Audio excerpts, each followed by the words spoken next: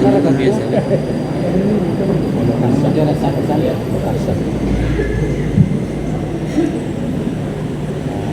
Kejam.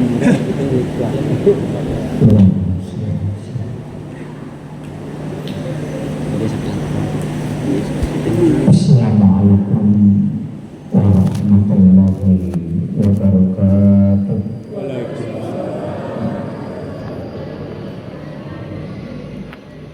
Alhamdulillah, alhamdulillah rabbil alamin. Wassalatu wassalamu ala asyrafil anbiya wal mursalin sayyidina wa maulana wa habibina wa syafiina wa ala alihi wa ashabihi wa sahabatihi ajmain. Allahumma salli ala sayyidina Muhammadin wa ala ali sayyidina Muhammad. Alhamdulillah wa syukurillah, pada malam hari ini kita dipertemukan oleh Allah Subhanahu wa ta'ala di tempat yang insya Allah penuh dengan keberkahan dan juga dengan waktu yang insya Allah juga istimewa, terkhusus kepada sahabat saya. Di sini ada senior saya dari UIN, dengan yang menghubungi. Sebenarnya saya hadir di sini adalah satu tim saya di pesantren, saudara Rahmatullah. Saya juga tidak tahu kalau ini tabligh akbar, saya kira ada pengajian biasa saja. Dan terkhusus kepada Bapak Imam dan orang tua kita selaku pengurus masjid Rahman yang insyaallah dirahmati dan dimuliakan oleh Allah Subhanahu wa ta'ala. Saya meluruskan sedikit, tadi dipanggil Kiai dengan Andre Gurunta, itu tidak benar. Cukup dipanggil Ustaz itu sudah berat, karena Kiai dan Andre Gurunta itu adalah hal yang sangat berat, karena itu punya tingkatan untuk sampai ke sana. Itu tidak sembarang orang, harus hafal minimal 600.000 hadis Nabi baru bisa dipanggil Kiai, dan itu paham Al-Quran.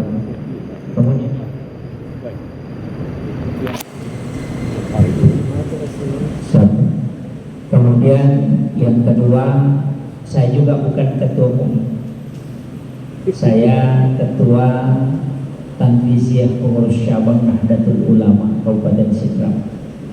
Jadi bukan ketua Majelis Ulama Kabupaten, tapi hanya ketua Majelis Ulama Kecamatan. Tapi itu pun tidak aktif karena kesibukan berdakwah, sehingga tidak terlalu aktif menjalankan organisasi.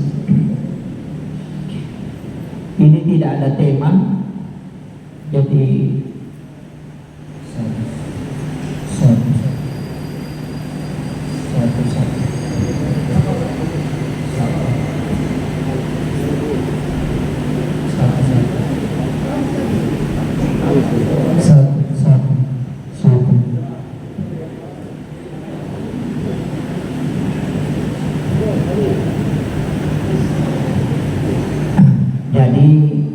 karena tidak ada tema yang diangkat panitia. Saya pakai bahasa Indonesia, Pak, bahasa Bugis.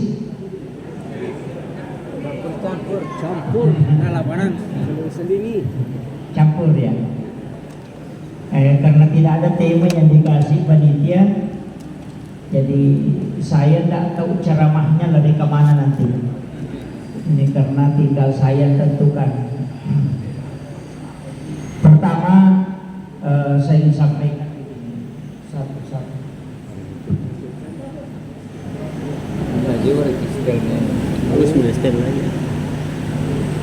Pertama, saya ingin sampaikan bahwa dalam beragama kita sebenarnya punya kecenderungan masing-masing dalam melaksanakan ibadah tertentu. Jadi tidak semua orang itu bisa melaksanakan ibadah dengan sepenuh, mulai dari perintah nabi yang pertama sampai yang terakhir. Jadi maksud saya begini, ada orang yang bisa istiqamah kalau sholat sunnah, tapi mungkin berat ketika diajak untuk bersedekah. Ada juga orang sangat mudah ketika dia diminta untuk bersedekah, tapi mungkin puasa sunnahnya jarang. Jadi dari semua ibadah yang ada, saya sering mengatakan begini, kita ketika diberikan kecintaan oleh Allah untuk melaksanakan satu cabang ibadah, maka istiqomahkan itu. Karena setiap jalur ibadah yang kita laksanakan itu pasti janjinya ujung-ujungnya ada. Orang yang rajin puasa itu akan masuk surga dengan puasanya. Orang yang rajin sedekah, insya Allah akan masuk surga dengan sedekahnya. Satu. Jadi orang yang rajin zikir ataupun baca Al-Quran, maka dia akan masuk surga dengan itu. Jadi jangan anggap remeh ibadah yang kita lakukan ketika kita diberikan kecenderungan untuk melakukan salah satu ibadah dari sekian banyak yang ada. Makanya setiap ibadah yang diperintahkan oleh Allah dan Rasulullah, kan ibadah itu terbagi dua, Pak. Selalu ada turunannya, wajib dan sunnah. Yang wajib itu larinya ke rahmat, yang sunnah itu nanti larinya ke syafaat. Makanya semua ibadah itu punya turunan. Haji itu wajib, tapi ada umrah yang sunnah. Zakat itu wajib, ada sedekah yang sunnah. Sholat wajib, ada sholat sunnah. Puasa wajib, ada puasa sunnah. Syahadat itu wajib, ada sholawat yang sunnah. Jadi semua ibadah itu punya turunan. Kenapa ada sunnah, ada wajib? Ada ulama kita yang mengambil istilah simpel, mengatakan bahwa yang wajib itu adalah utang, sedangkan yang sunnah itu adalah bonus untuk kita. Dia mengatakan kalau hanya kerjakan yang sunnah, itu hanya menggugurkan utangmu yang telah kau janjikan di hadapan Allah. Tapi ketika kau melaksanakan yang sunnah, maka engkau mengambil bonus. Itu ada ulama yang berpendapat begitu, dan itu tidak disalahkan. Ada juga ulama mengatakan begini, ibadah wajib itu sebenarnya adalah ibadah yang ditetapkan oleh Allah sama dengan nabi-nabi terdahulu. Nabi Ibrahim itu diberikan ketetapan ibadah. Cuma ibadah sunnah ini itu adalah hadiah untuk umatnya Rasulullah. Karena kita yang terakhir, makanya Allah kasih hadiah. Jadi semua ibadah-ibadah Nabi terdahulu itu yang diminta oleh Rasulullah itu menjadi syariat untuk kita. Dan syariatnya itu menjadi sunnah, bukan menjadi wajib. Tapi yang wajib itu memang ketetapan mutlak dari Allah untuk umatnya Rasulullah. Sebagaimana Nabi Ibrahim diberikan ketetapan mutlak untuk umatnya melalui Nabi Ibrahim. Begitu juga Nabi Musa. Tapi tidak ada istilah sunnah untuk Nabi Musa. Semua itu perintah Allah, wajib. Tapi untuk Rasulullah itu ada sunnah. Ini yang membedakan kita dengan umat yang lain. Jadi ibadah sunnah ini kan, saya ambil contoh sederhana. Shaumin ayyadil bid, puasa 3 hari dalam setiap bulan. Kita sering sebut dengan puasa putih. Mungkin masih jarang yang melaksanakan, atau mungkin sudah banyak. Puasa putih ini adalah puasa 3 hari setiap bulan. Itu kita hitung bulan Hijriah. Jadi 13, 14, 15 itu pertengahan bulan. Rasulullah mengatakan siapa yang puasa 3 hari dalam satu bulannya, maka itu sama kalau dia puasa 1 bulan penuh. Jadi itu pahalanya sama dengan puasa 1 bulan. Padahal kita cuma puasa 3 hari. Jadi bukan puasa Daud. Kalau puasa Daud itu puasa hari ini, besok buka. Misalnya hari Senin puasa, nanti hari Rabu lagi berpuasa. Itu puasa Daud. Sebenarnya puasa Daud itu juga ada kelebihannya, Pak. Itu kalau kiai-kiai di Jawa itu sering membahasakan, orang yang puasa Daud itu tidak akan kena lama syahwat. Itu kalau puasa Daud. Jadi jangan bilang kalau orang puasa Daud itu syahwatnya turun, justru itu naik. Makanya ada beberapa, makanya Nabi Daud kan berapa istrinya? Kan 100 tuh.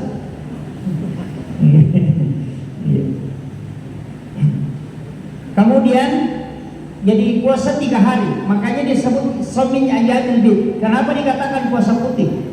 Itu kan puasanya Nabi Adam. Puasa putih sebenarnya ini puasanya Nabi Adam. Karena ketika Nabi Adam dilemparkan dari surga, itu kan seluruh badannya hitam. Kemudian dia berpuasa selama 3 hari. Hari pertama itu sepertiga badannya putih, itu bersih. Hari kedua 2/3 badannya putih menjadi bersih. Dan nanti puasa ketiga baru seluruh badannya menjadi putih. Makanya disebut puasa putih.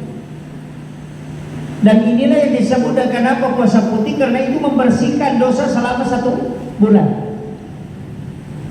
Makanya Nabi mengatakan siapa yang puasa 3 hari dalam 1 bulannya, puasa putih yang dimaksud ini, maka sama kalau dia berpuasa 1 bulan penuh. Jadi bagi yang kuat puasa silahkan laksanakan puasa putih. Shamin Ayyamil Bid itu setiap bulan. Dan itu kan sunnah, bukan wajib. Cuma ini kan syariatnya Nabi Adam, karena ini diperintahkan ke Nabi Adam. Tapi ini ibadah dibawa ke umatnya Rasulullah. Kenapa? Karena itu jadi hadiah. Makanya banyak ibadah itu Pak, sebenarnya ibadahnya Nabi-Nabi terdahulu. Termasuk saya dapat satu risalah bahwa sholat sunat awwabin itu sholatnya Nabi Isa. Sholat sunat awwabin itu sholatnya Nabi Isa. Makanya kita sesudah sholat maghrib melaksanakan sholat sunnah 6 rakaat. Dan bukan sholat sunnah rawatib. Selesai sholat sunnah maghrib baru kita kerjakan sholat 6 rakaat, 2 rakaat 1 salam. Ada yang menyebut sholat ini sebagai sholat sunat taubat. Ada juga yang menyebutnya sholat sunat awwabin. Kalau awwabin itu kan kembali. Kalau sholat sunat taubat ya pengampunan dosa. Sebenarnya 2 kalimat ini benar, tidak ada yang salah. Disebut awwabin karena memang kita seharian mengerjakan pekerjaan dunia. Kita memanfaatkan antara maghrib isya ini untuk ibadah. Makanya disebut sholatnya orang yang kembali. Karena 1 hari mengerjakan pekerjaan dunia. Sama misalnya pesepeda. Kalau seharian naik sepeda, ya mesti ada waktu kembali kepada Allah. Ya walaupun kita kan sholat, tapi gunakanlah waktu sedikit untuk hanya istilahnya mewakafkan hidup kita untuk hanya ibadah. Makanya antara maghrib dengan isya itu adalah waktu yang istimewa, jangan ditinggalkan. Saya sering sampaikan ke beberapa jamaah, kalau tidak ada di aktivitas di rumah, dito ka penting ko boleh ko kureki masuk menjamang tidak usah pulang ke rumah, cukup di masjid. Gunakan itu sebagai waktu untuk itikaf. Jadi makanya sholat sunat awwabin ini disebut juga sholat sunat taubat karena memang fungsinya. Jadi sholat sunat awwabin itu karena waktu yang kita gunakan kembali beribadah setelah seharian kita melaksanakan aktivitas dunia. Nah, disebut sholat sunat taubat karena fungsinya. Rasulullah mengatakan melaksanakan sholat sunat awwabin sekali itu sama dengan melaksanakan sholat 12 tahun lamanya dan diampuni dosa selama 50 tahun. Tapi sholat ini kalau saya buka dalam kitab risalah, bahkan ada di kitab Tabaqatus Shadidatul Kubra itu mengatakan sholat ini sholatnya Nabi Isa, tapi itu dihadiahkan kepada Rasulullah. Ini makanya sholat sunnah awwabin itu ada 2 Pak. Yang pertama adalah antara maghrib dengan isya, yang kedua di ujung duha. Sekitar jam 10 lewat kita mengerjakan sholat sunnah duha itu 6 rakaat di akhir waktu itu. Makanya 2 memang hadisnya. Hanya kalau ada penceramah mengatakan sholat sunat awwabin dikerjakan di akhir duha itu benar karena memang ada hadisnya.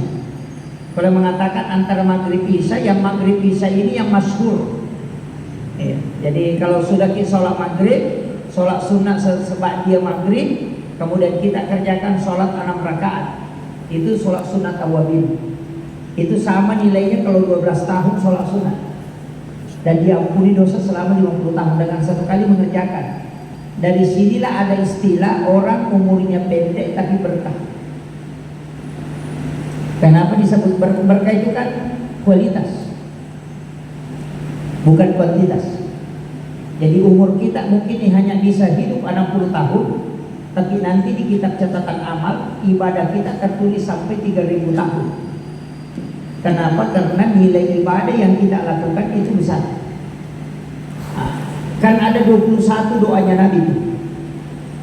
Jadi Nabi itu pernah berdoa meminta kepada Allah 21 hal. Dan tidak ada yang dia minta untuk dirinya, semua untuk umatnya.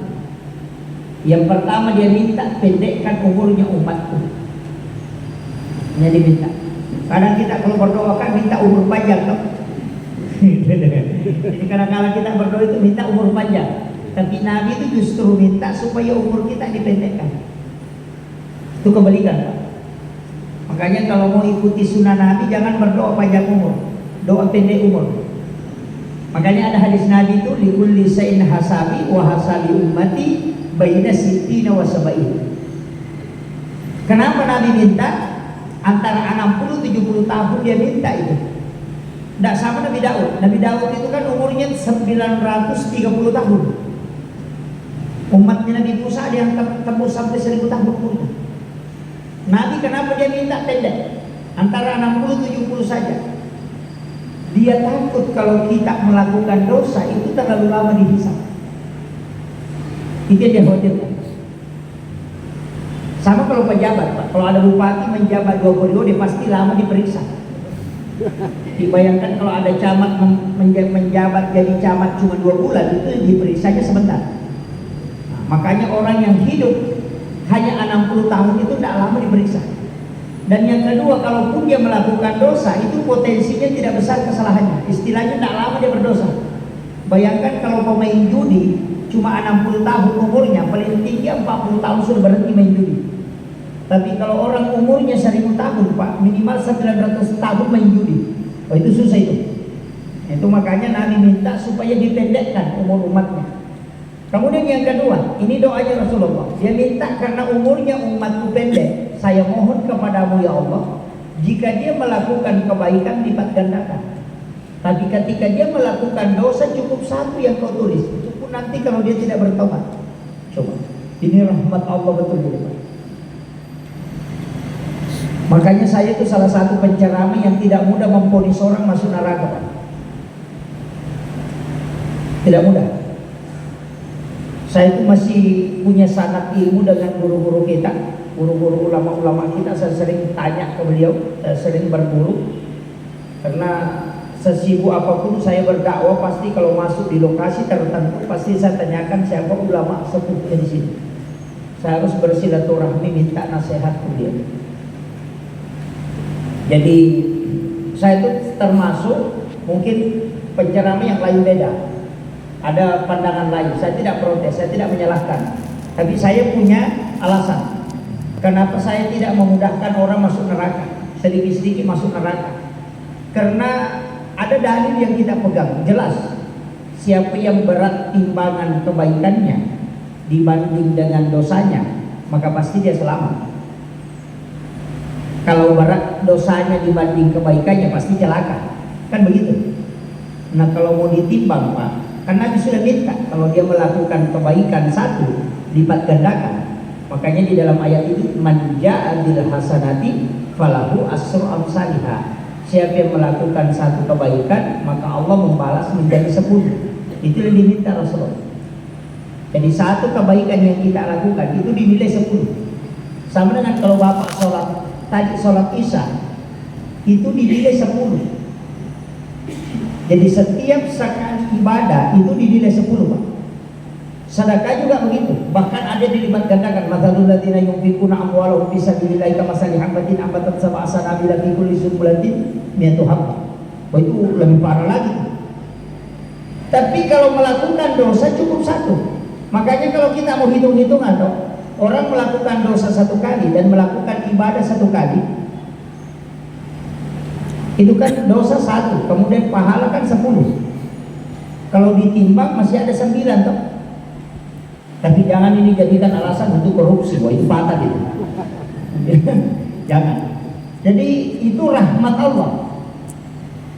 Makanya saya mengatakan Nabi itu sudah mempersiapkan betul supaya umatnya tidak masuk neraka. Itu Nabi sudah sedemikian cara itu. Nanti saya akan bahas dari mana Rasulullah start menyelamatkan umatnya, bahkan sampai di alam kubur, bahkan di mahsyar. Itu Nabi sudah wanti-wanti bagaimana caranya umatku supaya selamat. Makanya tinggal nanti kita lalui jalurnya. Tadi saya mengatakan yang hadir di malam hari ini di masjid ini celaka betul kalau kita tidak masuk surga, Pak. Celaka betul. Iya. Karena kita punya sanad ilmu dari para ulama-ulama kita, guru-guru kita itu sudah jelas. Dia bilang, dia sudah pastikan bahwa ibadah yang kau lakukan seperti ini Nabi sudah minta di sini. Yang kedua, yang ketiga, Rasulullah minta begini. Ya Allah, itu yang dia minta. Ya Allah, berikanlah jaminan kepada umatku itu dari kamu. Kan Nabi sudah diberikan keistimewaan bisa memberi syafaat. Makanya di doa azan itu wasarafat darajat ta'ala tarafi wa basuma qama mahmudan alladhi wa'adata innaka la tukhliful mi'ad. Nabi itu diberi keistimewaan khusus untuk bisa memberi syafaat. Tapi Nabi minta tidak. Kau berikan aku kekhususan untuk bisa memberi syafaat. Tapi saya minta kepadamu, kau berikan jaminan khusus kepada umatku. Maka dari situlah Allah memberi satu doa yang membuat iblis menangis. Dan Rasulullah mengatakan dalam hadis Bukhari bahwa tidak ada doa yang diturunkan oleh Allah yang membuat iblis menangis hingga matanya bengkak. Saking sedihnya iblis itu ketika Allah menurunkan doa ini. Doanya itu pendek kalau dihafal, kalau tidak dihafal panjang. Allahumma anta rabbi la ilaha illa anta khalaqtani wa ana abduka wa la abika wa abika mastata'tu wa uzubika min syarri ma sana'tu abu laka bi ni'matika alayya wa abu laka bi dzambi faghfir li fa innahu la yaghfiru dzunuba illa anta. Sudah hafal?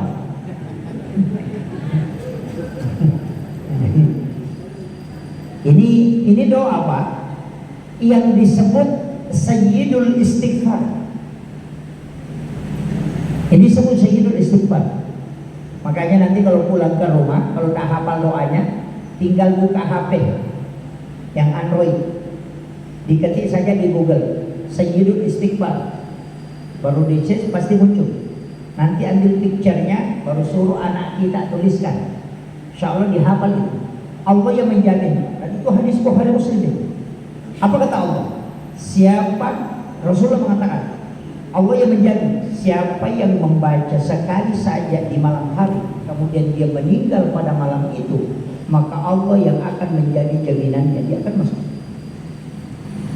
Dan siapa yang membaca satu kali saja di siang hari kemudian meninggal pada hari itu, maka Allah yang menjamin dia akan masuk ke dalam surga. Jadi bukan jaminan Rasul, langsung jaminan Allah, Pak. Makanya iblis itu menangis sampai matanya bengkak.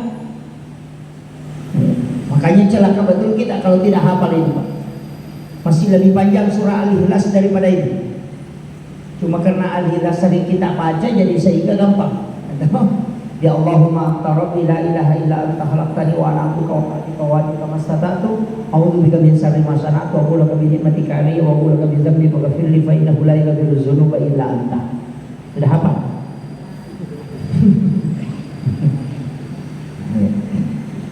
Ini doa ya, doa. Makanya ulama kita berdasarkan hadis Nabi itu menganjurkan dibaca di waktu pagi dan petang. Jadi kalau bilang pagi itu sesudah subuh sampai akhir duha. Kalau mengatakan petang kan sore. Makanya ada juga ulama yang menspesifikkan dibaca sesudah sholat subuh, karena sesudah sholat subuh itu sudah masuk siang. Yang kedua dibaca di sesudah sholat maghrib, karena itu mewakili malam. Kan itu. Nah, makanya kalau sudah sholat maghrib baca itu. Kalau lebih mudahnya kita yang doa bersama, kalau tidak doa bersama, karena doa bersama juga ini memang dua versi, Pak. Ada yang doa bersama-sama, ada yang sama-sama berdoa. Beda itu. Bedakan ya. Sama-sama berdoa dengan berdoa bersama-sama. Kalau sama-sama berdoa, masing-masing doanya berbeda.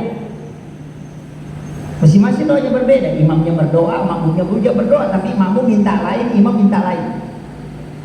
Hanya sama-sama berdoa. Tapi kalau berdoa bersama-sama, berarti satu macam doa, makmumnya ikuti. Kan begitu. Sama dengan makan bersama, sama-sama makan, sama-sama makan kan.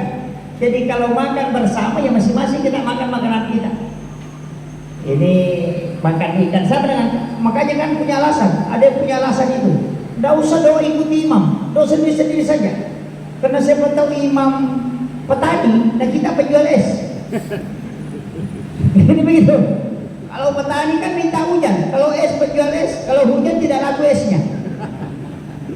Yang alasan begitu. Padahal sebenarnya kan ada doa umum, doa keselamatan dunia, doa kemudahan rezeki, doa kesehatan, doa untuk muslim dan muslimat, itu tidak masalah.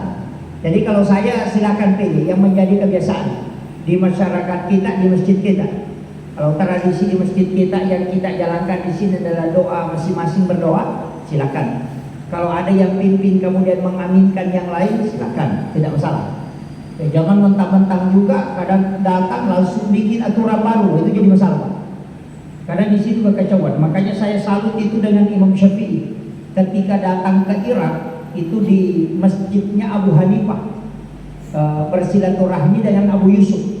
Karena ada muridnya Abu Hanifah itu namanya Abu Yusuf, itu tinggal di Irak. Karena Abu Hanifah itu di Irak. Ketika dia datang bermalam untuk ziarahi makamnya Abu Hanifah. Tapi ketika Imam Syafi'i didorong menjadi imam sholat subuh, Imam Syafi'i itu kan punya pendapat sunnah hukumnya kunut kalau subuh. Imam Syafi'i didorong jadi imam, disuruh jadi imam oleh Abu Yusuf, muridnya Abu Hanifah. Semua murid-muridnya Abu Hanifah minta Imam Syafi'i jadi imam. Majulah Imam Syafi'i jadi imam. Dan dia tidak jadi imam seandainya tidak dipaksa. Dia dipaksa baru bisa maju. Setelah dia jadi imam, dia tidak kunut. Tidak kunut. Padahal dia bilang kalau tidak kunut sujud sahwi, karena sunnah kunut subuh. Setelah salam ditanya sama muridnya Abu Hanifah, Imam Syafi'i, kenapa tidak kunut? Kami tunggu tadi supaya kunut, kalau kunut kami angkat tangan juga. Imam Syafi'i mengatakan, saya tidak kunut karena masjid ini masjidnya Abu Hanifah. Yang di depan samping sana itu kuburannya Abu Hanifah. Yang ikut jadi makmum di belakang saya murid-muridnya Abu Hanifah. Yang Abu Hanifah mengajarkan ke muridnya untuk tidak kunut subuh. Maka sungguh keliru kalau saya kunut, sedangkan makmum yang di belakangnya itu punya pendapat dia tidak kunut. Saya menghargai muridnya sekaligus menghargai Abu Hanifah, karena saya sebagai tamu. Itu mantap. Kalau ada yang sampai ada imam langsung merubah sistem, itu jadi masalah. Makanya kalau ada imam tetap itu saja yang kita pakai. Karena imam itu kita sudah bisa tahu, oh ini imam kalau bacaan Fatihahnya begini. Biasanya kalau sudah begini rukuk. Kalau imam baru lagi, itu biasa belum sampai Fatihah kita sudah rukuk. Ada yang lebih parah, Fatihah kita sudah sampai dia belum rukuk. Nah itu kan begitu. Makanya kalau imam itu bisa diikuti namanya, oh begini. Makanya jangan sembarang Pak. Kalau imam kita sudah ada, pertahankan itu. Karena pekerjaan imam juga itu susah. Susah sekali. Makanya masyarakat yatimang ini zaman-zaman mati. Pak mati pindah pengkaseli. Iya. Kalau kepala desa itu banyak yang mau ganti, tapi kalau imam susah. Itu kadang ada yang bacaannya bagus tidak mau jadi imam. Itu berat. Makanya kita kalau ada yang kita dorong, insya Allah. Jadi kita bersyukur. Saya dulu sering singgah di sini sholat. Kadang maghrib, kadang sholat asar, kadang sholat zuhur. Kemudian saya kembali. Makanya kita harus cari di mana kita kuat. Kalau sedekah, istiqamalah dengan sedekah bawah. Tapi saya kasih tahu, Pak, jangan tunggu sampai kaya baru sedekah. Karena sedekah di saat kaya itu susah mengalahkan sedekah di saat kita miskin. Hampir dipastikan tidak bisa. Jadi kalau kita miskin Pak, sedekah memang jangan tunggu kaya. Seandainya bisa lebih baik berdoa miskin terus. supaya bisa sedekah besar nilainya, karena nilai sedekah itu Allah menilai dengan persen. Makanya zakat itu tidak pernah berubah, Pak. Zakat itu tidak pernah berubah, tetap 2,5% dan berlaku untuk semua orang. Orang yang punya uang 100 juta itu zakatnya tetap 2,5. Orang yang punya uang 1 miliar tetap 2,5 dari 1 miliar. Tidak pernah berubah itu. Tidak bilang yang punya uang 5 miliar naik zakatnya menjadi 4,5, tidak. Yang beli 100 juta tetap 2,5, 1 miliar tetap 2,5, 100 miliar tetap 2,5. Jadi itu Allah mempersenkan saja, ambil persen. Makanya kalau bapak miskin punya uang 10.000, kemudian bersedekah 5.000, berarti 50% harta yang kita sedekahkan. Coba, kalau ada orang kaya ada uangnya 1 miliar dan disuruh sedekah 50%, dan 500 juta itu baru bisa. Stres itu. Coba, iya. Kan kalau orang miskin punya uang 10.000, kata kasih 10 bisa kudina, nih suruh masih sedekah, apa nak beri 5 berarti 50% kan? Jadi dia punya uang 10.000, cuma itu uangnya, dia sedekahkan 5.000, berarti 50% rezekinya dia sedekahkan. Orang kaya yang punya uang 100 juta di bank disuruh sedekah 50%, berarti 50 juta dia sedekahkan baru bisa. Stres itu. Coba, makanya orang miskin itu lebih mudah bersedekah dengan banyak dibanding dengan orang kaya. Tapi jangan tersinggung orang kaya. Makanya kalau mau dipilih, makanya ulama tasawuf itu mengatakan seandainya kau disuruh memilih, lebih baik memilih jadi miskin daripada kaya. Coba, karena nilai sedekahmu besar. Buktinya Pak, kong kadita 50 bisa kudita, langsung kita sedekahkan 20.000, besar itu. Atau 25.000, langsung 50%. Kau tahu sogi nak ada 100 juta dina, dia negara 50 juta dalam 40 dulu. Iya. Ini makanya di saat kita miskin sedekah memang, makanya di situ didahulukan man lam yashkur qalilan falam yashkur katsiran. Siapa yang tidak bisa mensyukuri yang sedikit, pasti kalau banyak tidak bisa. Jadi kalau ada orang bilang bangun makin masjid, kalau saya kaya aku bantu, dia jangan percaya. Sampai kalau ada caleg Pak bilang kalau saya naik rajin kak bersedekah, jangan percaya Pak. Kalau kikir sebelum naik lebih kikir kalau naik, tidak usah percaya. Karena tidak bisa berubah itu. Itu aja kuncinya. Karena Nabi sudah bilang man lam yashkur qalilan falam yashkur katsiran. Siapa yang tidak bisa mensyukuri yang sedikit, yang banyak pun tidak bisa. Karena memang sifatnya yang tidak bisa berubah. Orang dermawan itu Pak, biar sedikit saja rezekinya tetap mudah dia sedekahkan. Malah seringan aja. Tapi sedekah yang paling tinggi itu pada tingkatannya. Ada sedekah yang bisa dipakai tawassul. Saya tuh ngaji kitab ulama tentang itu yang ikhlas itu, tapi ini agak berat. Biar ustaz banyak juga tidak mampu. Jadi sedekah yang paling tinggi itu adalah sedekah yang diserahkan langsung. Bukan uang yang diserahkan, kunci tempat uang.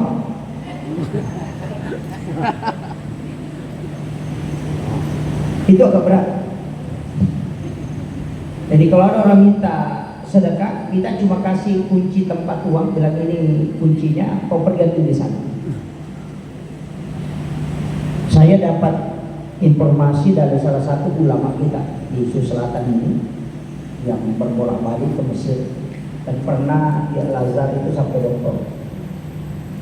Dia bilang salah satu dermawan orang kaya yang ada di Mesir itu yang memberi beasiswa kepada mahasiswa, ketika tiba waktunya beasiswa mau diserahkan, dia itu cuma serahkan kunci berangkasnya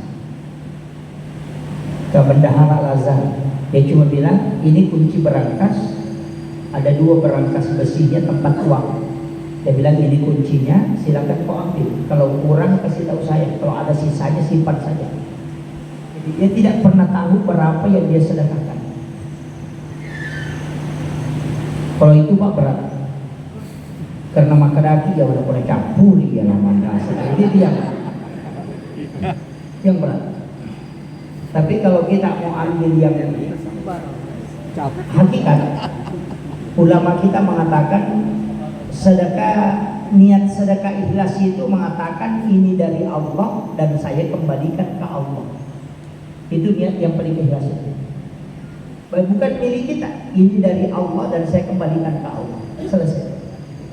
Nah, itu yang bisa dipakai tawassul yang begitu tadi. Yang bisa dipakai tawassul. Kalau punya penyakit tidak bisa sembuh-sembuh, bertawassul dengan itu. Itu sedekah rahasia namanya.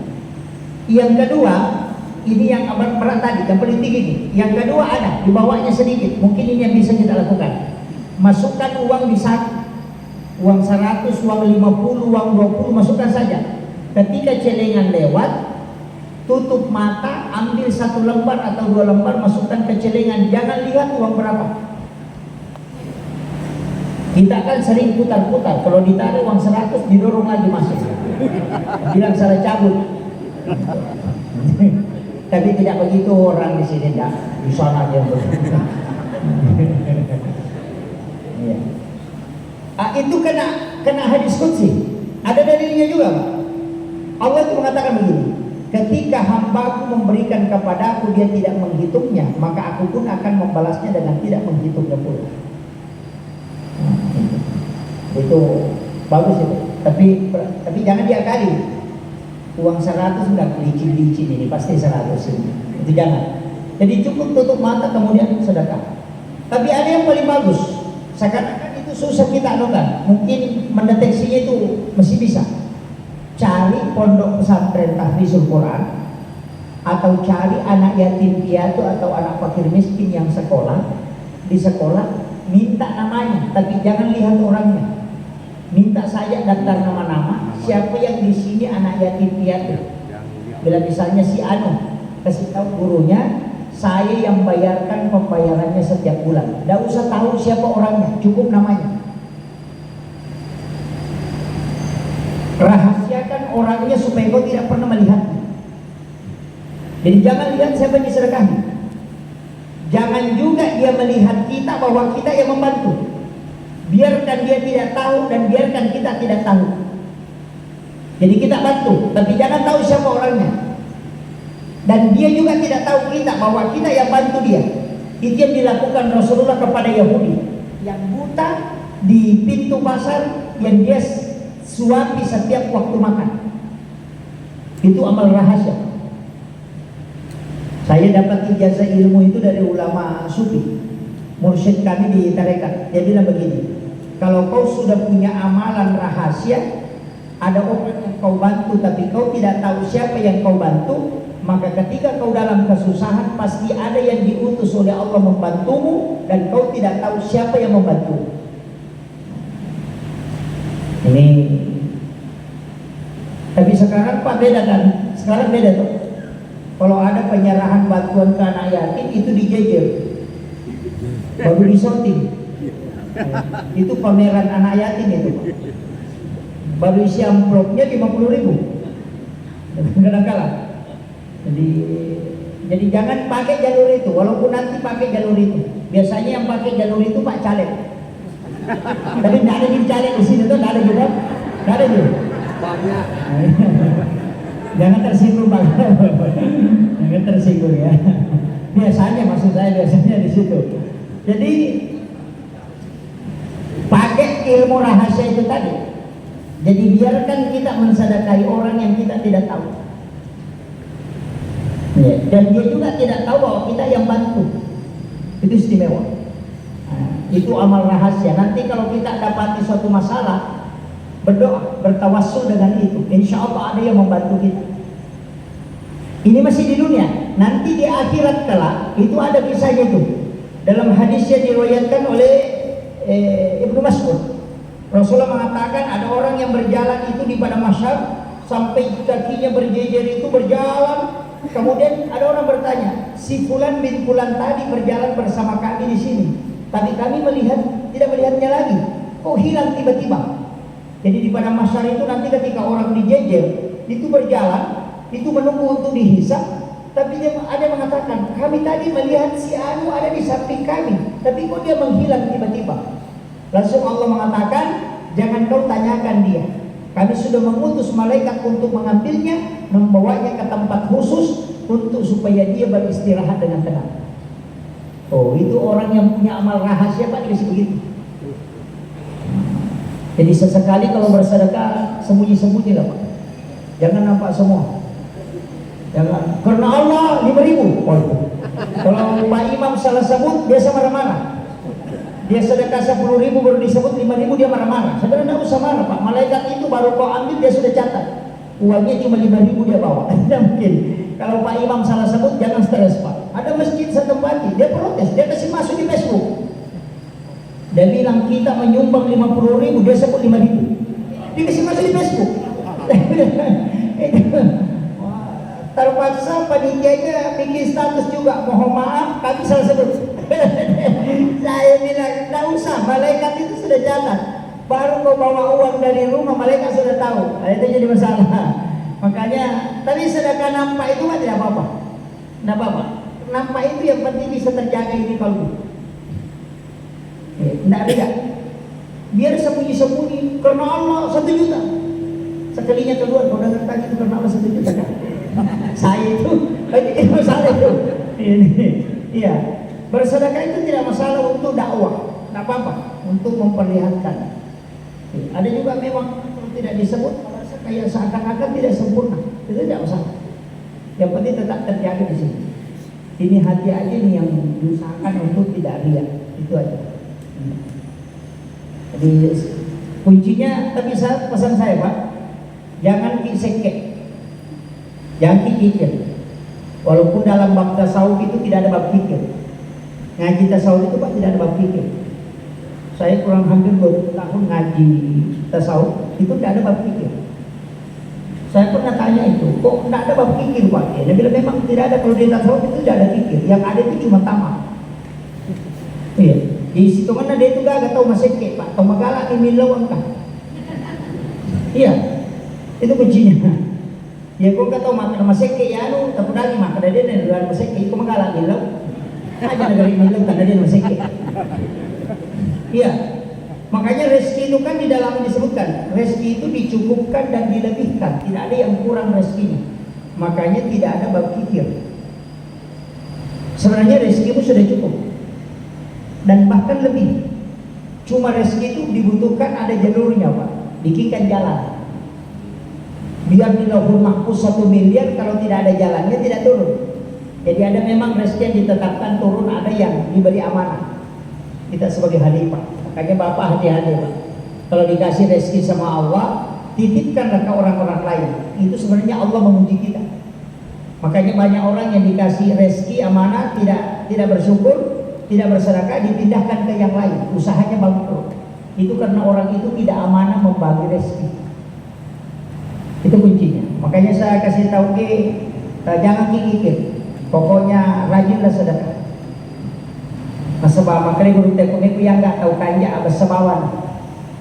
Apa namu pas sampaja teh pak masih kiri tetap itu 5 jo pas sampaja bawang. Iya.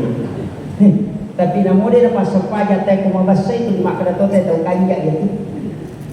Kung kataw pare mas 10 tahu napas 5 ngasomo to 5 sidaka maka tayo tahu pakaya padahal 10 itu login pe. Iya. Makanya ulama kita mengatakan untuk menutupi keburukanmu cukup engkau dermawan, insyaallah akan tertutup. Itu hebatnya Pak. Makanya sekarang itu dunia kayaknya sudah mulai berubah. Narkoba, sobis, sabu-sabu yang apa namanya itu kupon putih, ketika mereka dapat kemudian mudah sedekah ke orang lain, seakan-akan masyarakat itu mengatakan itu baik.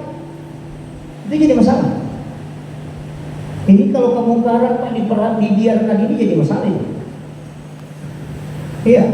Bahkan ada sekarang dari uang haram dia kasih naik umrah tetangganya, wah itu senang semua itu. Bilang wah ini parah juga ini, tapi tidak ada di mereka Pak, tidak ada di sini. Di kampung saya kayaknya banyak. Itu harus ditahu itu. Kemungkaran tetap kemungkaran. Saya tadi mengatakan rezeki itu harus diturunkan, dikodong istilahnya, dibuatkan jalur.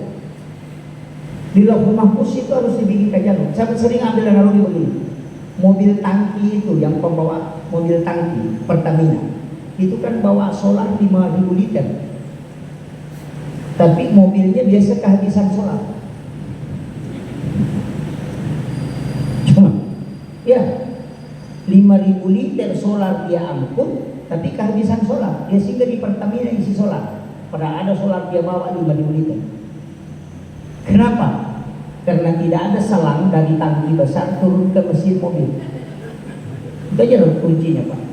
Makanya biar banyak rezekimu di Lauhul Mahfuz, kalau kau tidak buatkan jalur turun, itu tidak turun. Makanya sedekah itu memancing rezeki, membuat pintu rezeki. Makanya kalau sedekahnya 2.000 itu pipet. Itu kan pipet. Jangan malu-malu rezekinya tidak lancar kalau sedekahnya 2.000. Stres memang itu, Pak. Bayangkan kalau pipet, Pak, mau diisi gelas, 1 gelas itu lama itu. Makanya pembeli itu kadang datang 2 hari hilang lagi. Itu karena pipet aja rezekinya. Masalahnya sedekahnya cuma 2.000. Coba kasih besar-besar supaya jadi pipa. Iya, kan begitu. Makanya orang sedekah itu tidak pernah miskin, Pak. Nabi sudah janjikan, tidak bakalan miskin orang karena sedekahnya. Tidak. Kemudian yang kedua, makanya dikatakan mancing toh. Kita sering lihat orang mancing toh. Kalau orang mancing kan dia pasang cacing toh. Cacing itu untuk ikan atau untuk pemancing? Kalau untuk ikan tidak usah pakai pancing, Pak. Cacing saja dilempar turun. Coba pikir itu. Kalau kita memancing dikasih cacing, itu dipancing, itu bukan untuk kita. Untuk ikan, itu untuk kita. Karena kalau untuk ikan tidak usah pakai pancing, cacing saja dilempar. Kan mau cuma kasih makan ikan dong. Makanya disebut memancing. Jadi cacing itu untuk kita, cuma dipancing supaya bisa dapat ikan. Rezeki itu ketika disedekahkan tidak pernah untuk masjid, itu selalu untuk kita, cuma pancingannya harus ke situ. Ini yang harus dipaham, Pak. Makanya banyak orang ketika disuruh sedekah dia bilang kita saja tidak cukup karena publikasi. Angka lalu mana kok nasa? Dia nama kasih itu makutumi. Ada begitu. Nah bukan orang miskin itu orang malas. Jangan. Tapi ingat, kalau ada orang kaya di sini, Pak, yang sering bayar zakat, saya kasih tahu, jangan berterima kasih, jangan yang menerima zakat itu berterima kasih. Dibalik, yang membayar zakat itu berterima kasih kepada yang menerima. Ya. Yang menerima itu disuruh berdoa, yang berterima kasih itu yang memberikan. Sekarang kan terbalik, Pak. Yang menerima bilang terima kasih banyak, Pak, terima kasih banyak. Itu bilang begitu.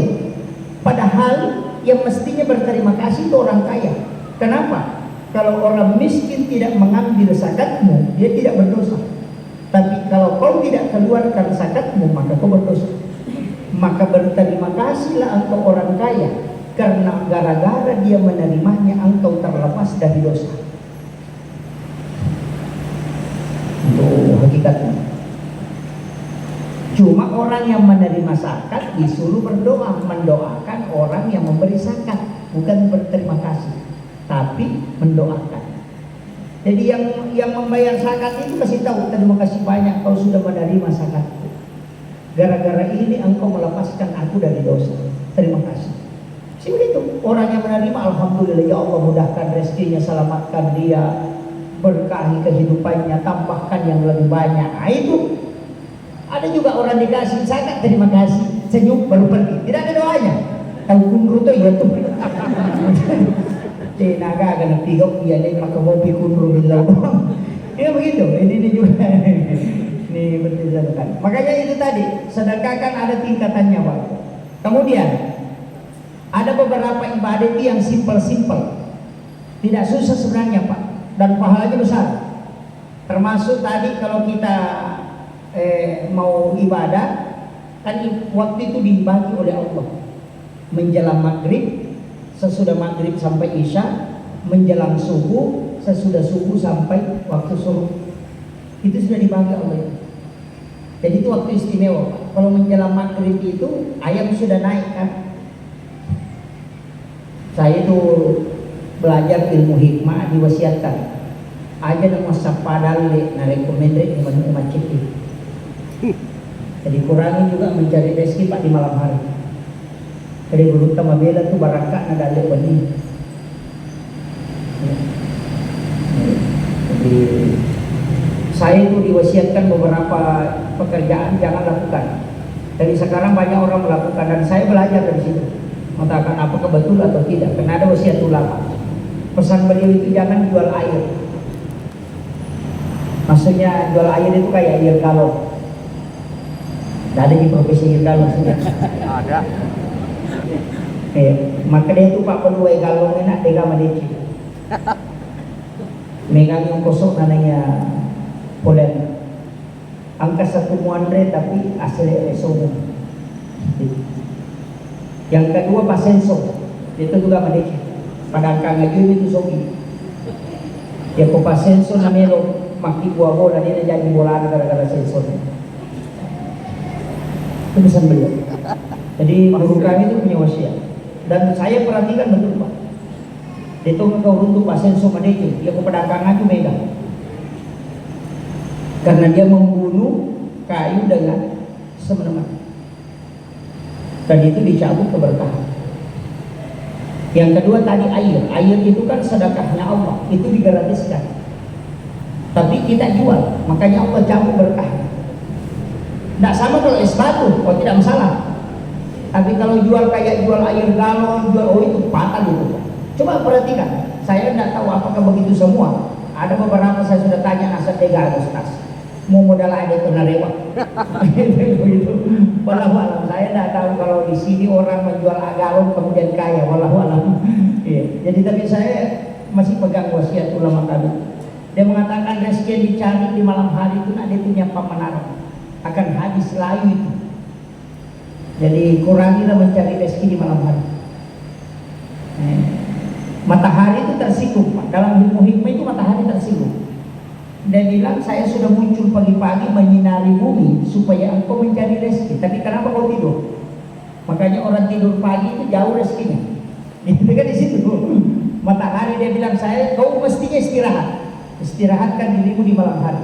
Nanti besok baru kau cari rezeki. Nah, tapi banyak juga supir mobil naik Makassar kalau malam. Ya, wallahu a'lam. Itu wasiat. Kalau ilmu hikmah itu Pak banyak. Saya beberapa kali ngaji itu kadang saya masih percaya orang tua dulu kita bilang begini. Ternyata inilah yang dilarang orang tua dulu dengan istilah pemali. Kan ilmu hikmah itu pakai pemali Pak, bukan haram, bukan makruh. Kalau fikih ya makruh dan haram. Tapi kalau ilmu hikmah itu pasti pemali. Pemali itu tidak berdosa, cuma mempengaruhi kehidupan. Saya kasih contoh sederhana. Kalau makan jangan melangkahi makanan. Itu juga hadis Nabi. Jangan melangkahi makanan. Ambil apa yang ada di depannya. Kadang kita sering makan kan? Kayak melangkah. Ada ayam di sini, ada ikan. Kita ambil kayak eskapator tangannya begini. Ada orang makan begitu. Iya. Ada kayak eskapator. Menyeberang tangannya. Itu ulama kita mengatakan, kalau engkau mengambil makanan yang di depanmu saja, itu rezekimu. Orang yang akan uruskan. Napat tujuan kau dalik tahu. Tapi kalau kau melangkahi makanan, ya ada urus di dalik boleh muat. Itu penting. Termasuk perempuan itu kalau makan dilarang buka bibirnya itu kalau mengunyah. Jadi kalau menyuap itu dia buka bibirnya, nanti kalau mengunyah itu dirapatkan. Begini. Itu tidak boleh. Itu tidak boleh. Perempuan itu menutup bibir, hanya rahangnya yang bergerak. Itu supaya suaminya pengantin baru setiap malam. Itu banyak orang tidak tahu. Itu ilmu hikmah. Kalau tidak paham, bibir wanita itu yang di atas kalau rapat, yang di bawah juga itu rapat. Itu maksudnya. Kalau masih tidak paham, aku beruntungan. Saya tidak bisa bahasakan lagi nih. Itu kuncinya. Termasuk kenapa kita dilarang menggunakan pakaian robek. Itu tidak boleh tuh. Itu menghalangi rezeki sampai 40 hari. Celana robek, baju robek, makanya Nabi itu langsung menjahit pakai ini yang robek. Nah sekarang anak muda celananya robek, pada celana baru robek lututnya toh. Itu jadi masalah. Termasuk kan matahari ketika ingin tenggelam, kita dilarang melihat itu karena itu membuat mata cepat buta. Ketika matahari memerah, dan matahari itu ketika mau tenggelam, kita disuruh, anak-anak kita disuruh masuk ke dalam rumah, tutup jendela dan pintu supaya jin itu tidak masuk ke dalam rumahmu. Sekarang kebalikan, kalau mau tenggelam matahari semua berbondong-bondong keluar, baru dia balikan sunset katanya. Kan itu setan itu jelas itu Pak. Nabi melarang ketika matahari sudah mau tenggelam, anak-anakmu kau suruh masuk, jangan bermain berkeliaran. Justru anak gadis keluar mengabadikan kalau mau tenggelam. Dia tunggu itu sampai mau tenggelam, baru dia abadikan sunset. Setan. Ini masalah. Ini yang orang dah. Sebenarnya memang orang sekarang terbalik otaknya itu Pak. Banyak, termasuk anak gadis yang makan di tempat tidur. Oh itu batal itu. Itu menutup aurat. Nurnya itu tertutup. Makanya kalau ada anak gadis sering makan di tempat tidurnya itu sampai 30 tahun tidak ada lagi. Namun janda. Sama. Makanya orang tua dulu mengatakan pemali. Pemali itu bukan dosa Pak, cuma mempengaruhi kehidupan.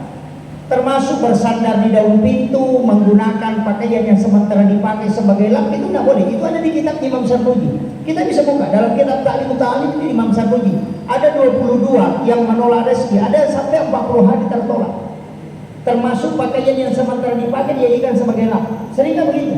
Kacamata digosokkan di baju, HP digosokkan begini. Itu pantangan betul itu. Yang paling parah itu pakaian yang sudah dipakai di muka dengan alasan mau dicuci, baru dipakai sebagai lap. Biasa kan ada baju dibuka, nah bilang iya badan cuma menulukan, ini bisa sak kebagai. Oh itu pantangan, jangan coba-coba pakai mencari rezeki, tidak bakalan bisa berhasil itu. Itu di kitab Imam Sarbuji. Itu fatal. Makanya saya bilang ulama-ulama kita dulu itu ilmunya luar biasa Pak. Dia sudah pelajari hikmah. Kita kenapa disebut ilmu hikmah? Karena ilmu yang sembunyi dari ilmu. Jadi larangan dan perintah itu ada hikmah di baliknya itu. Itulah disebut ilmu hikmah karena ilmu yang lahir dari ilmu. Dan ini hanya ditahu oleh orang-orang kasyaf. Kayak saya ini cuma mengambil dari ulama, bukan saya mengambil langsung istilahnya menemukan langsung, hanya penjelasan ulama yang saya pindahkan.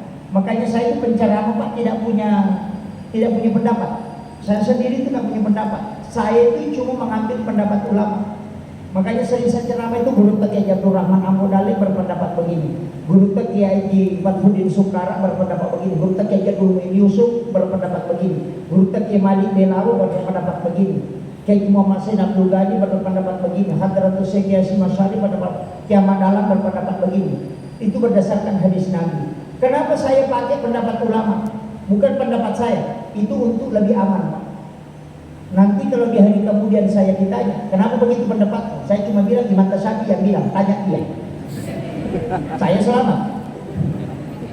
Betul. Sama kan kalau di warung kopi itu saya cuma pengantar kopi, bukan pembuat kopi.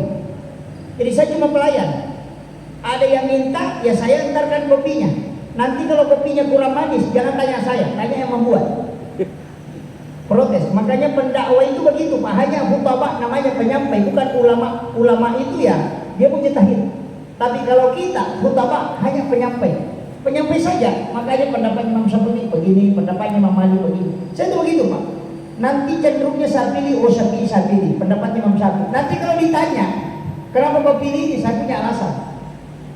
Nanti kalau saya ceramahkan, nanti diprotes, kenapa kau ceramahkan begini? Saya bilang Imam Tasyafi yang bilang, tanya Imam Tasyafi. Saya aman Pak. Tapi kalau ada ustaz bilang menurut saya, oh itu yang paling lama diperiksa itu. Ini kan yang banyak. Menurut saya hadis ini begini, oh lama prosesnya itu. Dari mana kau ambil dalil baru bisa mengatakan begini? Akal apa yang kau pakai? Oh itu berat itu. Makanya kalau mau aman Pak begitu. ambil saja pendapatnya ulama, sampaikan, selesai. Makanya sehebat-hebatnya ulama Bukhari Muslim, ini saya kasih tahu, Imam Bukhari dan Imam Muslim itu meriwayatkan hadis, tapi dia tidak punya fikih. Fikihnya itu lari ke Syafi'i. Makanya mazhabnya Imam Bukhari dan Imam Muslim itu mazhab Syafi'i. Padahal dia periwayat hadis. Ketika dia ditanya, kenapa kau tidak mengeluarkan fikih? Apa dia bilang? Orang yang berhak berfatwa itu minimal 600.000 hadis Nabi dia kuasai. Sedangkan saya hanya meriwayatkan kurang lebih 7.000 hadis. Coba. Jadi sebenarnya analoginya begini. Imam Muslim itu apoteker, sedangkan Imam Syafi'i itu dokter. Jadi apoteker itu cuma menemukan obat, yang meracik obatnya itu dokter. Itu. Jadi yang menemukan meriwayatkan hadis itu Imam Bukhari, tapi yang memberikan kaidah-kaidah itu Imam Syafi'i. Makanya Imam Syafi'i itu hebat, Pak. Luar biasa. Saya ketika membaca sejarahnya, bahwa saya belum temukan orang di Indonesia sehebat dia yang sekarang. Mulai sejak dulu kita belum temukan. Yang kita anggap cerdas sekarang kuat hafalan itu Ustaz Sadi Hidayat. Kalau hafalan Quran dengan hadis. Dan itu pun ada kesalahan beberapa itu yang ditemukan ulama. Bukan saya menemukan, tapi ada beberapa. Tapi kecerdasan itu kan menghafal. Imam Syafi'i itu kalau dia membaca kitab, dia tutup sebelah kiri kalau dia baca sebelah kanan. Karena kapal menyeberang matanya ke kiri, dia hafal juga yang kiri. Itu cuma men-scan otaknya. Makanya kitab Al-Muwatta Malik itu hampir 40 tahun ditulis oleh Imam Malik. Hanya 9 hari dibaca Imam Tasyafi, dia sudah hafal di luar kepala. Padahal Imam Malik menulis 30 tahun lebih, dia tidak hafal. Dia cuma baca 9 hari dia hafal. Coba, itu cerdasnya Imam Tasyafi. Kalau dia membaca begini, dia tutup sebelah sini. Karena kapal menyeberang matanya, hafal juga di sebelah ini. Jadi cerdasnya. Dan dari situ saya banyak mengagumi pendapatnya dan mengambil, walaupun banyak orang tidak sepakat. Termasuk Pak, sampai hari ini saya masih yakin bahwa istri itu bukan muhrim. Iya, istri itu Pak bukan muhrim. Istri itu bukan mahram. Kalau ada mengatakan istri itu muhrim, itu bukan. Yang muhrim itu adalah saudara, kemudian ibu dan bapak ke atas. Saudara itu yang muhrim. Karena mahram itu 2 syaratnya, haram dinikahi dan haram digauli. Itu syaratnya. Tidak boleh dinikahi dan tidak boleh digauli, itu muhrim. Nah istri kan dinikahi dan digauli toh. Coba. Makanya sentuhan kulit suami istri tanpa pelapis itu batal wudu kalau Syafi'i. Karena istri itu bukan muhrim. Makanya dia mengatakan hak mutamlik, hak pakai. Jadi istri itu bukan hak milik, dia cuma hak pakai. Itu gak kasar ya. Iya. Makanya tidak pernah istri itu jatuh talak kalau dia yang minta. Tidak bisa. Kecuali di pengadilan agama. Jadi biar istri lompat-lompat tidak utang, tidak jatuh. Biar sampai jungkir balik tidak bisa, karena dia yang dibeli dengan mahal toh. Makanya wanita itu dimiliki tapi tidak saling memiliki. Makanya kalau ada istri bilang saya tidak saling memiliki, itu salah itu. Wanita itu tawanan, hak tablik, hak pakai. Sama dengan handphone toh. Karena handphone dibeli, makanya tidak bisa melepaskan diri dari kita. Dia mengatakan, saya sudah berhenti jadi handphone untuk kamu. Tidak bisa. Tapi kalau kita mengatakan saya mau lepas HP, itu selesai. Begitu analoginya Pak. Makanya kalau mau beli HP baru tidak apa-apa. Jangan protes ibu. Ini balaganya aja di situ. Tapi saya kasih tahu bapak-bapak, cintailah istrinya sepenuh hati. Karena keberkahan rezeki dan hidup itu ada di sini. Kita bisa bertaruh. Saya mengatakan saya bisa bertaruh. Mengatakan siapa yang paling tinggi kasih sayang dan cintanya kepada istrinya, pasti hidupnya berkah. Orang yang sering membuat istrinya sengsara, pasti dia tersiksa. Hidupnya tidak bisa. Buktikan saja. Kalau ada orang sangat cinta kepada istrinya, pasti jalur hidupnya itu mudah. Makanya seorang pejabat yang hebat itu saya tidak pernah kagum sama dia, cuma sekagum sama istri. Pasti ke situ. Dan orang-orang hebat yang ada di Indonesia itu lihat istri, pasti dia yang pengaruhnya di sana. Karena doanya itu luar biasa. Makanya Soeharto kan kita tahu dengan tangan besi. Kenapa? Kapan dia bisa dijatuhkan? Ketika Ibu Tien wafat. Habibie juga begitu kan, orang hebat. Tapi kapan dia tidak bisa melakukan apa-apa? Ketika Ibu Ainun wafat. Yang masih hidup sekarang SBY, 2 kali jadi presiden, seorang panglima TNI. Kurang apa dia? Sekolah di bidang politik luar biasa, sampai doktor. Tapi kapan dia tidak bisa mengambil kebijakan sempurna? Ketika Ibu Ani wafat. Sampai hari ini terombang-ambing. Itu yang orang tidak bisa baca. Kehebatan seorang pemimpin, lihat siapa yang ada di samping. Makanya benar kata orang itu 01 itu tidak bahaya, yang bahaya itu 00. Karena doanya istri, makanya ibu-ibu doakan suaminya, di situ akan dibukakan oleh Allah. Dan kebaliknya, ketika engkau mencoba menyeleweng atau melakukan perbuatan kotor sampai mengkhianati istrimu, maka pasti kau akan jatuh. Sehebat apapun kamu, tidak usah terlalu jauh bilang ambil pejabat, ambil pengusaha, tidak usah. Pimpinan pondok pesantren saja yang berbuat asusila, coba lihat, dia akan jatuh sejatuh-jatuhnya. Padahal dia hafal Quran, hafal hadis. Kurang apa dia? Dia sudah hafal Quran. Tapi kenapa dia bisa sehina itu? Itu karena pelecehan. Itu kita bisa mengambil kesimpulan, Pak. Yang hafal Quran saja dijatuhkan, apalagi yang tidak hafal apa-apa. Itu aja. Enggak begitu. Makanya kuncinya di situ, Pak. Makanya saya sering mengatakan sama dengan uang. Saya kasih tahu ini laki-laki nih, jangan sembunyi-sembunyikan uang. Kalau dapat rezeki, perlihatkan semua kepada istri, jangan kau sembunyikan. Misalnya dapat uang 5 juta, kasih tahu ada rezeki 5 juta. Tapi saya mohon deh, saya minta untuk 2 juta saya mau pakai. Kalau kau sembunyikan 2 juta, hanya 3 juta yang kau perlihatkan, itu yang 2 juta akan habis, tidak tahu kau belanja apa. Akan habis itu, hilang berkahnya. Saya itu juga siapkan oleh guru kami. Coba. Dan saya betul-betul, oh ternyata betul. Kalau ada uang sembunyi-sembunyi itu Pak, dapat uang 10, misalnya 5 juta, dia kasih masuk di kantongnya 2 juta, dia sembunyi-sembunyi, dapat cuma 3 juta dikasih istri. Mestinya kasih yang 5 juta ke istri, baru kasih tahu saya membutuhkan 2 juta. Setelah wanita memegangnya itu sudah ada berkah di situ. Ini ibu-ibu saya kasih tahu. Tapi jangan juga kikir ke suaminya. Ini penting. Makanya dalam bahtera rumah tangga itu penting sekali istri itu memahami.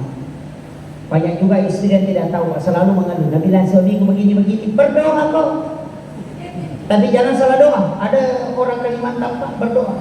Dia bilang, Pak Ustaz, suamiku sering jalan. Saya berdoa, ya Allah, bagaimana suamiku supaya selalu tinggal di rumah bersama keluarga, bersama anak-anak. Diterima doanya karena stroke suaminya. Tinggal dekat. Dan saya suruh ke berdoa begitu.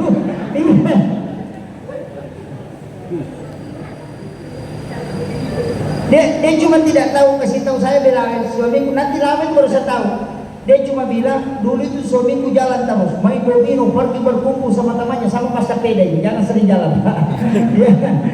Jangan sering jalan, kemudian melupakan keluarga. Saya juga sering protes itu, jangan tinggalkan keluarga sama sekali tanpa memperhatikan. Apalagi sering memarah-marahi istri, jangan. Kita itu sebelum menikah selalu berdoa, ya Allah berikanlah jodoh, berikanlah pasangan. Bahkan kalau ada pacar itu selalu minta, ya Allah jadikanlah dia istriku, ya Allah. Jadi kesedengan dia jadi istrinya, dia tidak perhatikan. Karena begitu. Istri juga begitu. Kadang minta suami, setelahnya dikasih suami tidak ada perhatikan. Jadi masalah. Ya, ini. Kemudian, oh ini sudah 1 jam. Oh ya pas. Saya ingin kasih tahu Pak, sederhana aja. Saya termasuk mengatakan ada amalan yang sederhana. Kalau mau selamat, di mana kita mau yang sering banyak masalah itu kan di sini. Yang pertama di alam kubur, itu yang boleh kita takuti. Ada satu surah itu jangan tinggalkan. Nabi sudah janjikan. Surah Al-Munji'ah, itu suratul Mulk Tabaraka. Rasulullah mengatakan siapa yang membaca surah ini maka dia dibebaskan dari azab kubur. Kalau saya jangan tinggalkan suratul Mulk, sekali saja dibaca sehari semalam. Tinggal nanti kita cari kapan waktu bisa kita sempat membacanya. Yang penting membaca. Itu ada di kitab Yanutul Talibin. Itu pemain judi setiap pulang main judi baca Waqiah, baca Mulk. Jadi kalau pulang tengah malam dari main judi, tetap dia baca Mulk. Suratul Mulk dia baca. Setelah meninggal, malaikat datang mau siksa dia. Langsung suratul Mulk bilang, tunggu dulu, saya ada di dalam. Dan itu di dalam kitab Iyana, itu tidak disiksa karena dia meminta kepada Allah dispensasi supaya dia tidak disiksa karena suratul Mulk ada di dalamnya. Itu hebatnya surah. Makanya bersahabatlah dengan surah, Pak. Salah satu surah Al-Quran. Kalau tidak bisa suratul Mulk, dia surah Al-Ikhlas. Kalau tidak bisa Inna A'tainahu saja. Iya, surah ini kan surah istimewa. Saya itu didapatkan satu hadis ada di ensiklopedia hadis Nabi itu di jilid 3. Dia mengatakan hadis Nabi ini hadis sahih, Pak.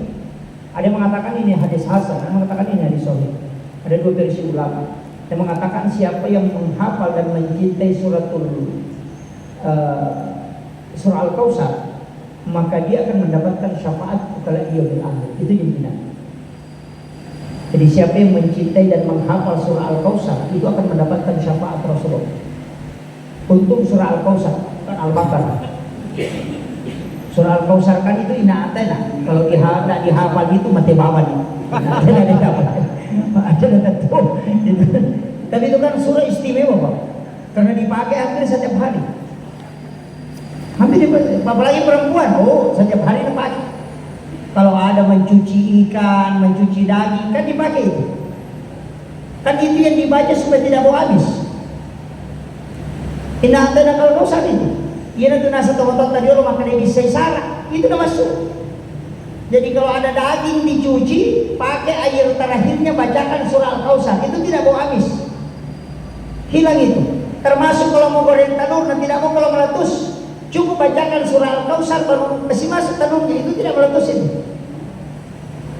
Anak-anak bangun tengah malam menangis, cukup bacakan surah Al-Kautsar baru letakkan di ubung-ubungnya atau dadanya, itu pasti diam.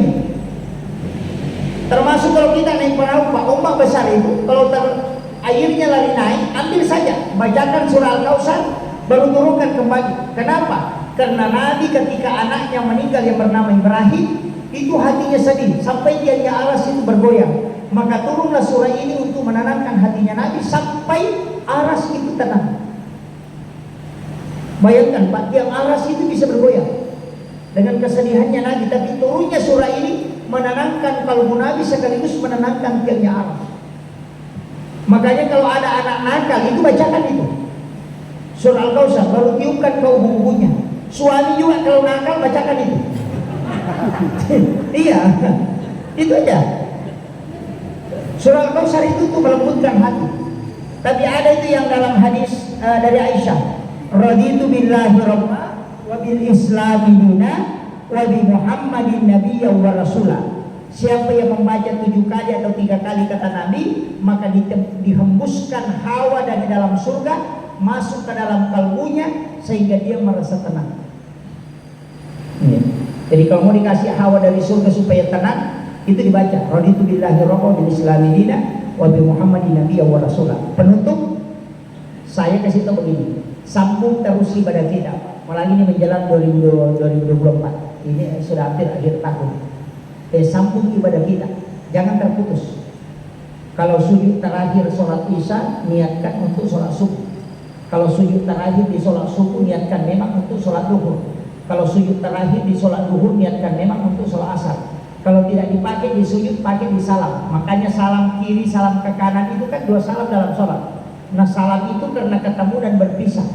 Makanya salam ke kanan itu karena menyambung waktu, sambung dulu ke berikutnya baru kau lepas yang sudah. Ini riasa sampai yang tertentu. Makanya kalau kita sujud terakhir kayak tadi sholat isya, sujud terakhir di sholat isya atau kami mengiati untuk masa sampai subuh. Kemanapun kita berjalan sebenarnya kita menuju ke sholat. Itulah makna hadis Nabi, umat itu adalah umat terbaik karena dia meninggalkan satu kebaikan menuju ke kebaikan yang lain. Jadi kita ini tidak boleh terlepas. Jangan selesai salam terputus, oh itu sholatnya terputus. Jadi sambung dengan niat. Makanya niat sholat dengan niat mau sholat itu berbeda. Jadi kita pasti sumpu memen, kalau sujud baca Quran tetap kami meniati. Kalau kita meninggal, walaupun meninggal di pasar, tetap meninggal menuju sholat. Itulah yang dipakai ahli tarekat sehingga dia mengatakan sampai yang tertentu. Itu kunci. Kalau ini kita pakai, Pak, insya Allah nyambung terus itu. Jadi itu pasti sumpu di sampai jata aja tepat betul. Jadi sujud baca Quran dan ya memang disambung di sampai yang berikut. Kalau kita meninggal, pahalanya tetap jalan. Itu kuncinya. Kalau ini dipakai, Pak, insya Allah berkait. Nih kata itu rasanya sampai jam 4 tuh dia sampai jam 4 tuh biasanya. Kayak saya katakan satu-satunya ibadah jangan ditinggalkan, Pak, itu sholat. Dan satu-satunya ibadah yang punya otoritas murni yang menentukan itu Allah, cuma sholat. Dan itu juga gawat di jamal yang aku masuk panjang. Ya puasa itu dan nonton televisi dia batal puasa. Tapi aku masuk panjang itu dan nonton televisi tetap batal sepanjang. Nah begitu. Haji orang, Pak, kalau bicara itu tidak batal hajinya, tapi kalau sholat bicara pasti batal. Makanya satu-satunya ibadah yang tidak bisa dicampur itu cuma sholat. Dan tidak bisa diwakilkan. Haji masih bisa dibadal, puasa masih bisa diganti, zakat bisa digantikan. Tapi untuk sholat tidak bisa. Yang kini mending sendiri makanya, maka dalam rumah malu ke saya masa pejalur kedua tujuh kucing makanya, tidak bisa. Makanya jangan tinggalkan sholat. Seburuk apapun kita tetap sujud. Jangan tunggu untuk khusyuk, Pak. Jangan tunggu. Bila tidak bisa kau khusyuk kerjakan saja. Nanti kau khusyuk sendiri kalau kau kerjakan. Cuma mega kita masang saja salah-salah apa tuh dimelu dimite makan model na po Allah Taala. Kung betul tuh dimelaj mata. Allah. Masih sani mengi.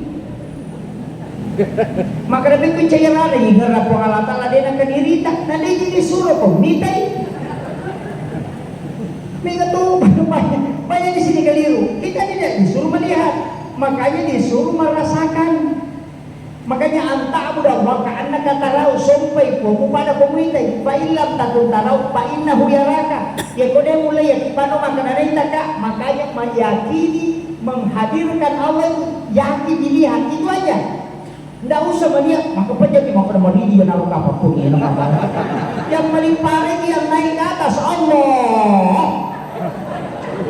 Apa? Awe. Tahu malah dulu ya tuh.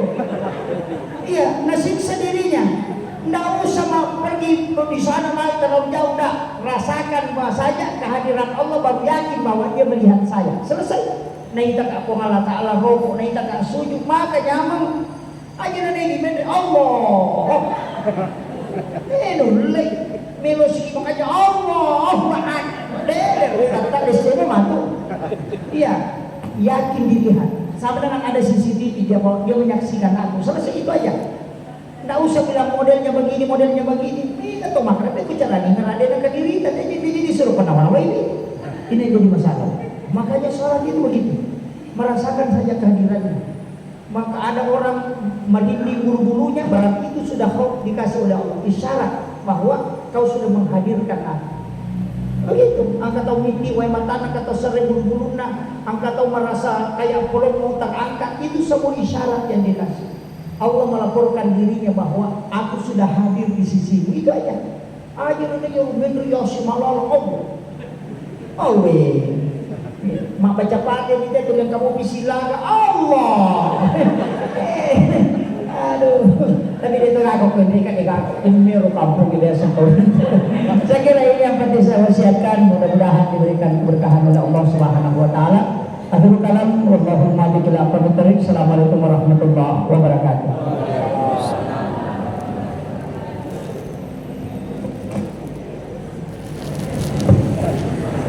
Demikianlah tausiah yang disampaikan oleh Ustaz Muhammad Yusuf.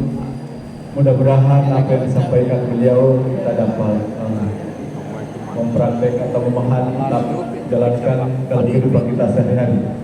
Mewakili jemaah masjid dan keluarga besar Mayua Bicycle Community mengucapkan terima kasih kepada Pak Ustaz dan kepada jemaah sekalian, dan terus kepada Pak Ustaz, maaf maafkan saya Ustaz atas kekeliruan yang saya lakukan. Mudah-mudahan kita senantiasa tetap dalam lindungan Allah Subhanahu wa taala.